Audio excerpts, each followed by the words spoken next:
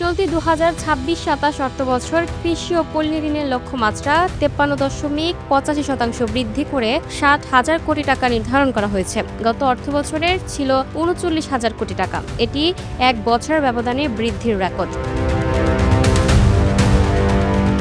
সোমবার 17 আগস্ট দুপুরে বাংলাদেশ ব্যাংকের প্রধান কার্যালয়ে আয়োজিত সংবাদ সম্মেলনে গভর্নর মোহাম্মদ মোস্তাকুর রহমান নতুন কৃষি ও পল্লী ঋণ নীতিমালা ও কর্মসূচি ঘোষণা করেন। বাংলাদেশ ব্যাংকের তথ্য বলছে, কৃষি খাতের উৎপাদনশীলতা বৃদ্ধি, মূল্যস্ফীতি নিয়ন্ত্রণ ও দারিদ্র্য বিমোচনের লক্ষ্যে 2026-27 অর্থবছরের জন্য 60,000 কোটি টাকার কৃষি ও পল্লী ঋণ বিতরণের লক্ষ্যমাত্রা নির্ধারণ করেছে বাংলাদেশ ব্যাংক। গত অর্থবছরে 2025-26 অর্থবছর এই লক্ষ্যমাত্রা ছিল 39,000 কোটি টাকা, যা তার আগের বছর ছিল 38,000 কোটি টাকা। বাংলাদেশ ব্যাংক জানিয়েছে, কৃষি উৎপাদন বৃদ্ধি ও কৃষকদের সহায়তা নিশ্চিত করতে এবছর লক্ষ্যমাত্রা বাড়ানো হয়েছে। দেশের খাদ্য নিরাপত্তা নিশ্চিতকরণ ও কৃষি খাত বিনিয়োগ উৎসাহিত করারই মূল উদ্দেশ্য।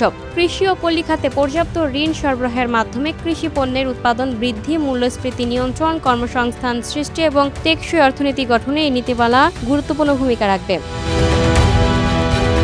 Lucky Akter, up to date news, Dhaka.